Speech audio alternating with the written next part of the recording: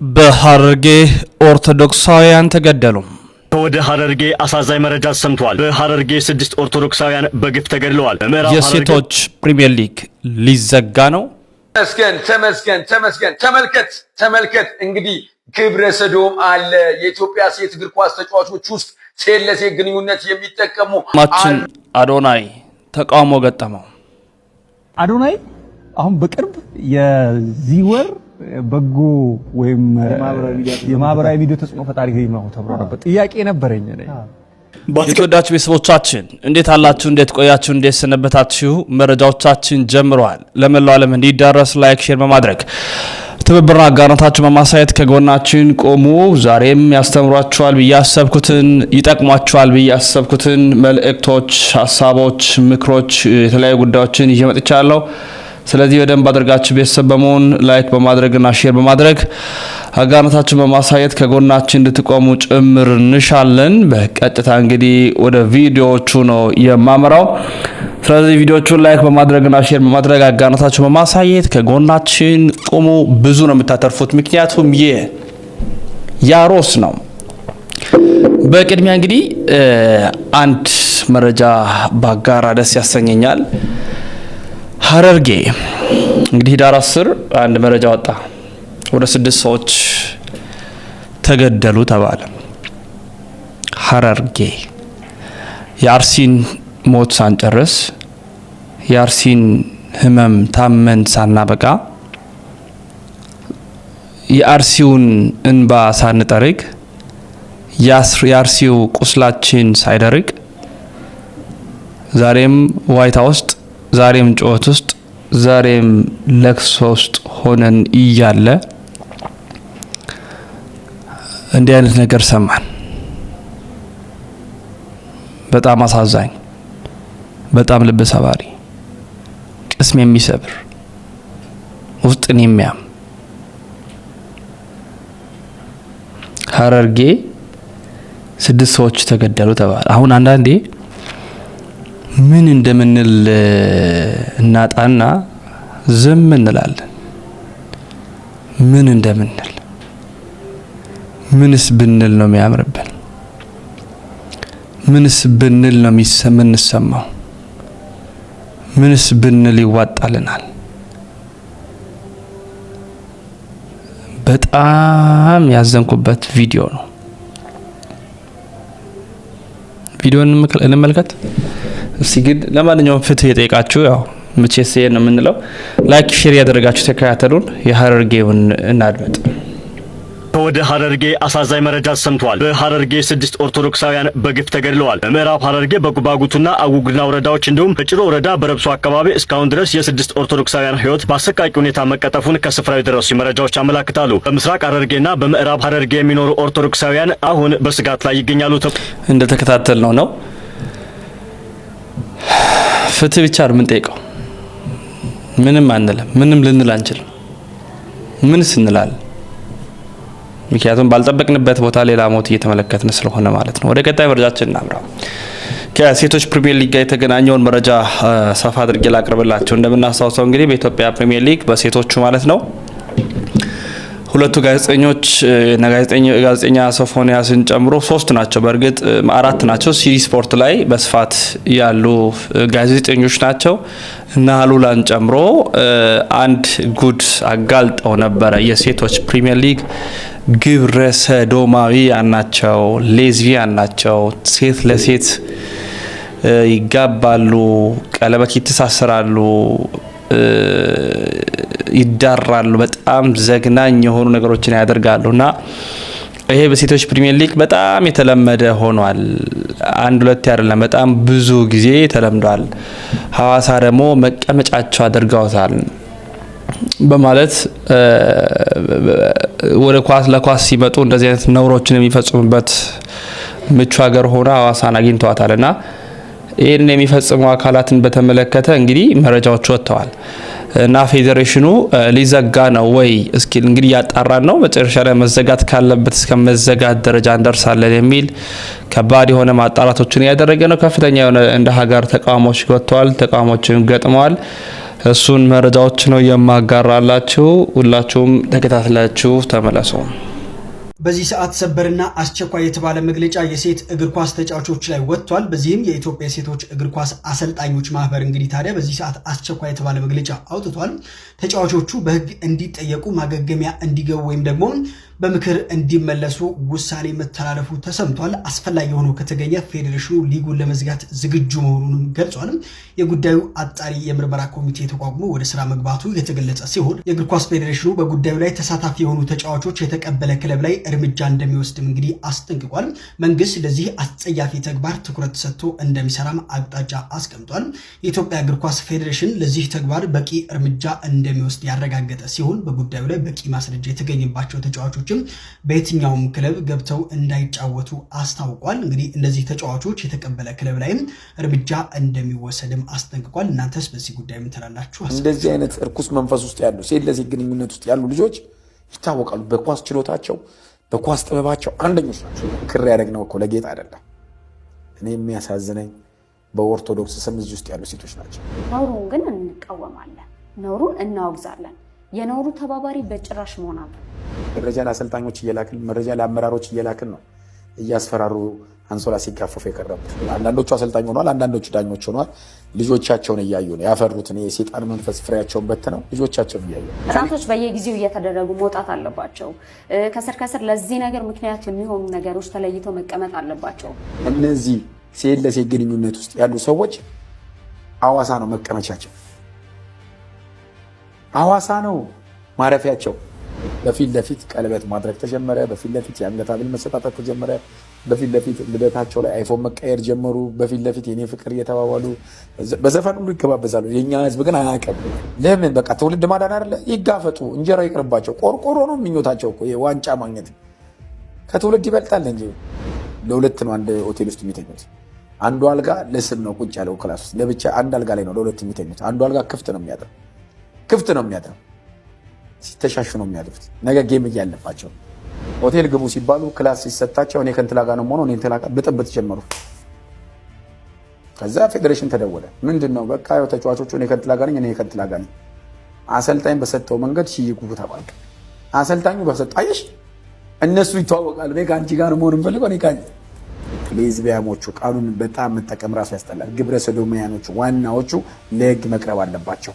ኢትዮጵያን መታደግ አለብን። ሴቶቻችንን መታደግ አለብን። ንጹሃኖችን መታደግ አለብን። ንጹሃኖችን እናንተ ትለያላችሁ። ምርጥ ኢትዮጵያውያን ግብረ ሰዶምን የምትቃወሙ፣ ሴት ለሴት ግንኙነትን የምትቃወሙ፣ ትናንትና አብረውኝ የነበሩ ከጎንነን ሲሉ የነበሩ ቲክቶከሮች፣ የሌዝቢያም አልጋ ያዥ፣ የሌዝቢያምን ገላ የሚያሹ፣ አንዳንድ ጊዜ የሌዝቢያምን ገበና የሚሸፍኑ የኔ ጓደኛ የነበሩ ግን እነሱ ራሱ የሌዝቢያም አስፋፊ ናቸው።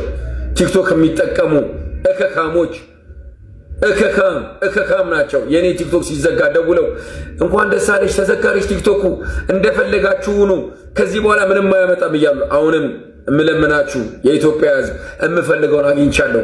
120 ሺህ ተዘግቶብኛል። እኔ 120 ሺህ 200 300 400 አልፈልግም።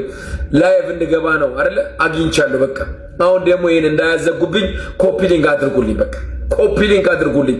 ነገ ምሽት ከምሽቱ 1 ሰዓት ተኩል እስከ ምሽቱ 3 ሰዓት ተኩል ጠብቁኝ። አዳዲስ መረጃ ይዤላችሁ እመጣለሁ። ስለ ወንዳ ገረድ፣ ስለ ሌዝቢያሞቹ ሽንት ቤት ተጠቅሞ ሲወጡ ውሃ የሚደፉላቸው ቲክቶክ ላይ የሚጠቀሙ ከኔ ጋር አብረው ቲክቶክ ላይ ሲገቡ ስለ ሴቶች ገመና ሲያወሩ የነበሩ ዛሬ ቲክቶክ ሲዘጋ ደግሞ የነሱ ደጋፊ የሆኑ አይቻችኋለሁ። በዚያ አካውንት ገብቼ ልደታቸውን ሲያከብሩ እከሌ እንኳን መልካም ልደት፣ እከሌ መልካም ልደት። ሽልጥልጥ ነህ ወንዳ ገረድ፣ ወንዳ አሰዳቢ፣ ትውልድ በካይ፣ ትውልድ ገዳይ፣ እርምጥምጥ ያንተን ፎሮ ትበለዋለህ። ፋክ ይህንን ቪዲዮ ኮፒ ሊንክ ሼር ሪፖስት አድርጉልኝ። ነገ ምሽት እንገናኝ። ምድረ ሌዝቢያም አጋልጥሻለሁ፣ ምድረ ቦርኮ አጋልጥሃለሁ። እያንዳንድ ይህን ቪዲዮ ኮፒ ሊንክ ብቻ አድርጉልኝ። እናንተ ተመስገን። ተመልከት እንግዲህ ግብረ ሰዶም አለ። የኢትዮጵያ ሴት እግር ኳስ ተጫዋቾች ውስጥ ሴት ለሴት ግንኙነት የሚጠቀሙ አሉ። አብዛኞቹ ሳይሆኑ በጥቂቱ ብለን ነበረ። ይኸው ዛሬ የሴቶች አሰልጣኞች ማህበር አለ እንቃወማለን ብሎ መግለጫ ወጥቷል። ሶሻል ሚዲያን በሙሉ እያጥረገረገ ነው የሚገኘው። ምንድነው ወደኋላ ያሸማቀቃችሁ ወደኋላ የቀራችሁት? የሴቶች ተጫዋቾች ማህበር የሚባል አለ፣ የቪዛ ማህበር።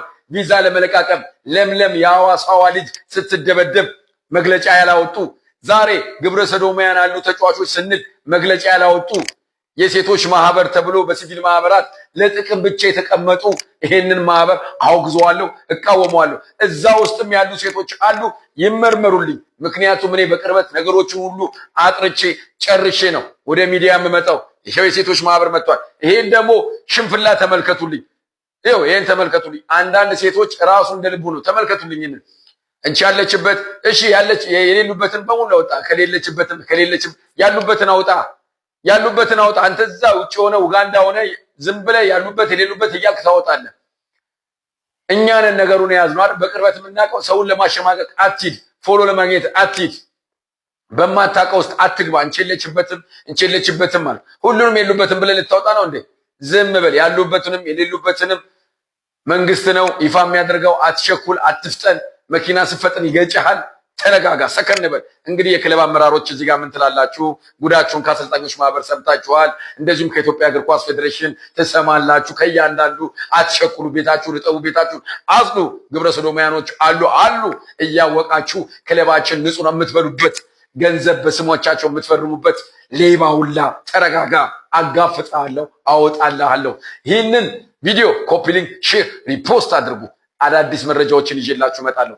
አመሰግናለሁ። እንኳን ደስ አላችሁ። ለምሳሌ ይሄ የምታያት ሴት ለሴት ግንኙነት ነው። ይኸውልህ ሲሳሳሙ ነው። ይሄ ሴት ተጫዋቾች ፎቶአቸው እንዳይታይ ሸፈነ። እነዚህ ሁለት አረ ይታዩ። ይኸው ወዴት ነው? ወደዚህ ነው። ይኸው እነዚህ ሁለቱ ሲሳሳሙ ለዚህ ጋዜጠኛ ደረሰው። ይሄ ጋዜጠኛ ግን ለዘመናት አሁን የቆዩ ናቸው። አንደኛዋ ከኳስ ወጣለች። አሳልፈው ሰጥተዋት እዚህ ከተማችን ቡድን ነው። አሳልፈው ሰጥተዋት ከኳስ ወጣለች። ይሄ መረጃ ደርሶት እነዚህ ልጆች ግን እሱ እዚህ ፔንሲዮን ነኝ እዚህ አልጋ ቤት ነኝ እያለ የቀያየ ነበር ሲጠቀምባቸው ነበረው። አሁን ከሀገር ወጥቶ ተሟጋጅ ሆኖላል። የነዚህ እዚህ ለምሳው ከሀገር ወጥቶ አንዱ የሌለ ነው ከውጭ ነው። ገና እንዘምታለን አልኩ እኮ። እግን አሁን የበላይ አካላቶችም ምንድን ያሉት እግ መስመሩን ብቻ ይዛችሁ ሂዱ ነው ያሉ። ተረዳኝ። ፎቶ በለጠፍ ቤተሰብ በዚህ ሰዓት ደም ግፊት ያለበት ይኖራል። ትክክል። ምን የሚያደርጉ ቀጣዩን ድምጽ ላስደምጥ ተፈቅዶልኛላችሁ። ቀለበት ያሰረችው ልጅ ናት ይሄን የምትናገረው። ቀለበት ባለፈው ያወጣ ነው። ይሄ ድምጿን ቀይረናል። ይሄም ጥንቃቄ እንዲደረግ ለህግ አካላቱም ደግሞ ከመስጠት አንፃር አዳምጡት።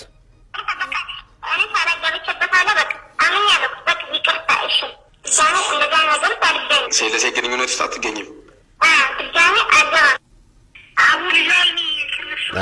ቀደም ሲል የሰማችኋት የሴት ለሴት ቀለበት የተሳሰረችው ሁለተኛ አልገባም ስትል ቃል የምትሰጠው ናት።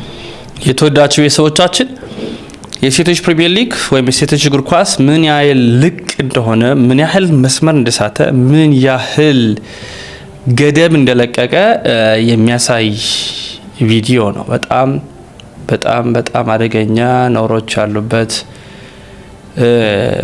አሁን እንደውም ጥሩ ነው ሚዲያው ተጽዕኖ እየፈጠረ ብዙዎቹ ወደዛ ከዛ ህይወት እንዲወጡ እየተደረገ ይገኛል ብለን እናስባለን። ለማንኛውም በጣም መረጃው አሳዛኝ ነው። ለቀጣይ እናምራ። የዚህኛውን ጉዳይ እስከ መጨረሻ ተከታትለን ለእናንተ እናቀርብላችኋለን።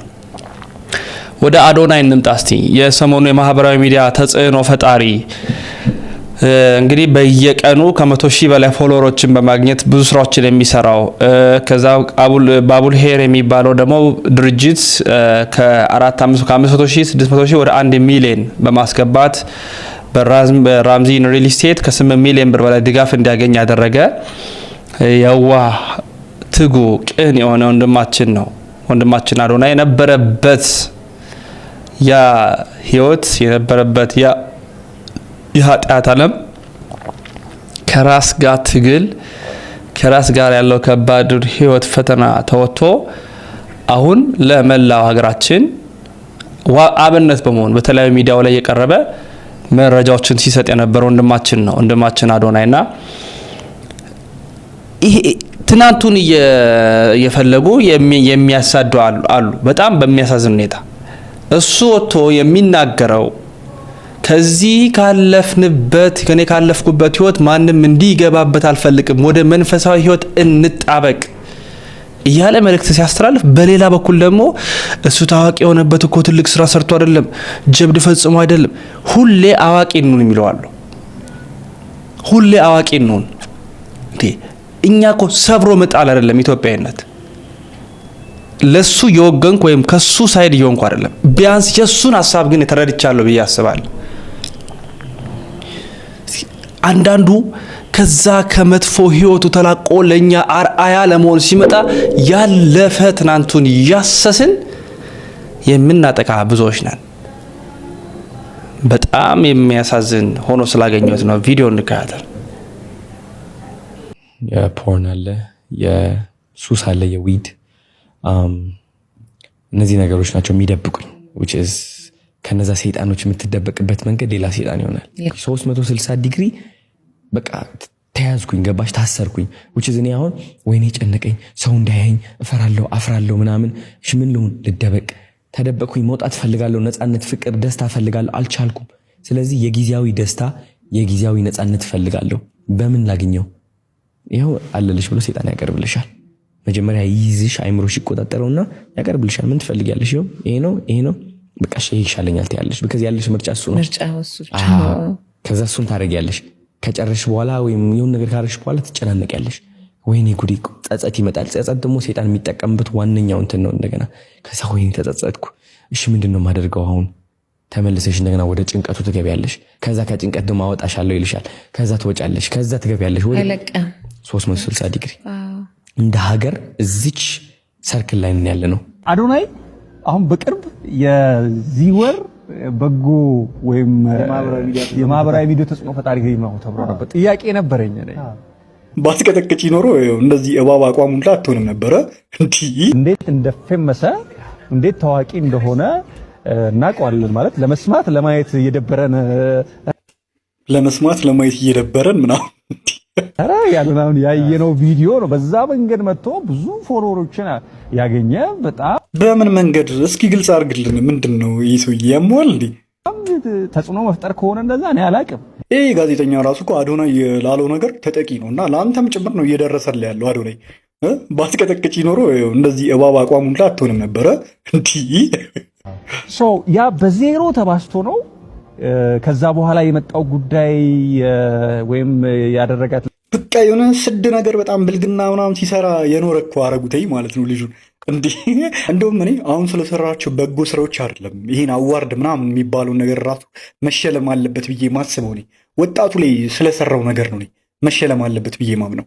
በጣም ብዙ ሰዎች በዚህ ነገር እየተጠቁ እንዳለ እየታወቀ ለመሸፋፈን መሞከር ማለት ነውና ይሄ ሰውዬ ሚዲያ ላይ ቲቪ ላይ ነው ያለው ምናምን ነገር የሆነ ሚዲያ ያላቸው ሰዎች እንደዚህ አይነት ነገር እንዴት የሚያዩት እኔ ያልገባኝ። ራሱ እንዴት ነው የሚያዩ? የሆነ በቃ ቅናት፣ የሆነ የቅናት መንፈሱ ላይ ሲያወራ ራሱ አያስጠላችሁም? የሰውዬ ቅናት በቃ አይኑ ላይ ይነበባል። ታውቃላችሁ በጣም እንዴት እንደተቃጠለ ማለት ነውና ስለተሸለመ አንገብግቡት ነው እየጠየቀ ያለው የመድኃኒዓለም ያለ ወዳጆቼ። በቲክቶክ መንደር እየተሰማ ያለው ጭቅጭቅ እጅግ ማራኪ እየሆነ መጥቷል። እኔም ራሴ ተስቤ ሳላስበው በደንብ አድርጌ ገብቼበታለሁ። መጀመሪያ ለአዶናይ አንተ ያስከው አቋም እጅግ በጣም ደስ ብሎኛል። ሶሻል ሚዲያው እጅግ የተለየ ተጽዕኖ ፈጣሪ ሚዲያ እየሆነ እንደመጣ ለአንተም ግልጽ ነው። ሶሻል ሚዲያን ያክል ነገር በተለይም ደግሞ በዚህን ያህል ፎሎወር ውስጥ ሆነ በዚህን ያህል እውቅና ውስጥ ሆነ ሶሻል ሚዲያ ውስጥ ሆነ የሚኒስትሪ ሚዲያውን ሪኮግኒሽን መፈለግ ያን ያህል ለአንተ በጣም አስፈላጊ አይደለም። ስለዚህ አልፈልግም ማለትህ እጅግ በጣም ትክክል ነው። ቀጥልበት። ይሄን ነው ማለት የምፈልገው ለአዶናይ። ሰይፉ ግን ትንሽ ልነግርህ እፈልጋለሁ። ሰይፉን አድናቂ ነኝ። አልፈህበት የመጣውን የወቀሳ፣ የጭቅጭቅ፣ የስድብ፣ የሐሚታ እና አንተ ደግሞ በዛ ሁሉ ውስጥ በጽናት ታግለህ እዚህ ጋር መምጣትህን መቼም ቢሆን አልክደውም። ይሄ የኔ አንተን ብቃትና ጥንካሬ የሚያሳይ ነው። ነገር ግን የሰው ልክ የሚመዘንበት የመጨረሻ ስታንዳርድ ነው ያንተ ፕሮግራም ብዬ ማሰብ ይከብደኛል። ምክንያቱም ምን አይነት ትርጉም ይሰጣል መሰለህ? አንተ አሁን ጭቅጭቁም ላይ እንደተመለከትኩት አንተ የምታቀርባቸው ሰዎች በቃ የተለዩ ምርጥና ምንም ኃጢአት የሌለባቸው ጻድቃን፣ በሌላ ወገን ደግሞ አንተ የማታቀርባቸውና አንተ የማትጋብዛቸው ሰዎች ደግሞ ምንም አይነት ስራ ያልሰሩ አስተዋጽኦ ያላደረጉ በዛ ላይ እንደገና ደግሞ ኃጢአትና ጉድፍ ያለባቸው አይነት ነገር ሊያስመስል ይችላል። ስለዚህ ሰይፉ ያንተ ፕሮግራም የሰው የሚመዘንበት ወይንም የሚለካበት ስታንዳርድ አይደለም፣ እሱ ነው። ሌላው አንድ ልብ ልትለው የሚገባ የነበረው ነገር ምንድነው? ይሄ ልጅ ንስሐ ነው የገባው። ከዚህ በፊት አድርጎት የነበረውንና የነበረበትን ነገር በደንብ አሳይቶናል። ከመጠን በላይ ወፍሮ ፊቱ ሰውነቱ ተበላሽቶ በሱስ ውስጥ እንዳለ በተለያዩ ሱሶች ውስጥ እንደነበረ በሚያስታውቅ ሁኔታ ማንነቱን አሳይቶን ከዛ በኋላ በአስገራሚ ሁኔታ ትራንስፎርም ያደረገ ልጅ ነው። ማንም ሰው ችግሩን ታቅፎ የተቀመጠ ወይንም ችግሩን ደብቆ የተቀመጠ ነው ጥፋተኛ እንጂ ችግሩን ተናግሮ ችግሩን ተናዞ ኮንፌስ አድርጎ ንስሐ ገብቶ ከዚያ በኋላ በዚህ መንገድ አስተካክየዋለሁ የሚል ሰው አያስተምርም ብሎ መደምደም እጅግ በጣም በጣም በጣም የተሳሳተ አስተሳሰብ ነው። እንደገና ደግሞ ሌላው ንስሐ የገባ ሰው ወይንም ደግሞ ኃጢአቱን ጥፋቱን አምኖ በሽማግሌም ይሁን በፍርድ ቤትም ይሁን በቤተ ክርስቲያንም ይሁን በሃይማኖት ተቋምም ይሁን በማንኛውም ንስሐ የገባ ሰው ተመልሶ በንስሐ በገባበት ጉዳይ አይወቀስም፣ አይከሰስም። ይሄ በሕግም በሞራልም የሌለ ነገር ነው። አንድ ሰው አምኖ በራሱ ጊዜ ማንም ሳያስገድደው ኃጢአቱን ተናግሮ ተናዞ አጥፍቼ ነበር፣ በዚህ መንገድ ውስጥ ነበር ያለሁት፣ አሁን ግን ተለውጬ በዚህኛው መንገድ ውስጥ ነኝ ካለ ለምንድን ነው የሚወቀሰው ወይም ለጥፋተኛ የሚቆጠረው? ፍርድ ቤት እኮ ወንጀለኛ ነህ ብሎ ወደ የፈረደበትንና የእስር ቅጣት ተቀብሎ የወጣን ሰው እኮ ወንጀለኛ ማለት ተገቢ አይደለም። ቅጣቱን ተቀብሎ ከወጣ በኋላ ኢቭን በቅጣት ላይ ያለም ታራሚ ነው እንጂ የሚባለው ወንጀለኛ ነው አይባልም። ስለዚህ አንተም ያቀረብካቸው አርጊመንቶች አንዳንዶቹ ያልተገባ ነገር የሚሰሩ ሰዎችን ወደ ሚዲያ ማምጣት ጥሩ አይደለም ምናምን ያልከው ነገር እሱ ትክክል ሊሆን ይችላል። ልክ ነህ። ማንኛውንም ሰው ያግብሰበስክ አታመጣም። ሶሻል ሚዲያውንም ደግሞ በሚገባ እናውቀዋለን። ከጫፍ እስከ ጫፍ ድረስ ስንት ቆሻሻ ነገር የሚስተናገድበት፣ ስንት ለሞራልም ለሕሊናም የማይመች ነገር የሚቀርብበትና የሚሰራበት ይሆነኝ ብለው ሰዎች የሚሰሩበት ቦታ እንደሆነ ግልጽ ነው። ይሆነን ብለው ስራውን አምነውበት ስንት ያልተገባ ነገር የሚሰራና የሚታይበት ቦታ ነው ሶሻል ሚዲያ። ምንም ጥያቄ የለውም። እና ያንን በሙሉ እያገበሰበስኩ አላመጣም ማለት ትክክል ነህ። ነገር ግን በዚህ አጋጣሚ ላይ ይሄንኛውን ጠጠር ድንጋይ መወርወርህ ግን ትክክል አይደለም። እንደገና ደግሞ እንደኔና እንዳንተ ምራቃችንን ዋጥ ካደረግን ሰዎች ደግሞ ይሄ አይጠበቅም፣ ትክክለኛም አይደለም። ሌላ የምታስተካክልበት መንገድ ካለ ያንን መንገድ ብትፈልግ ጥሩ ነው። አመሰግናለሁ።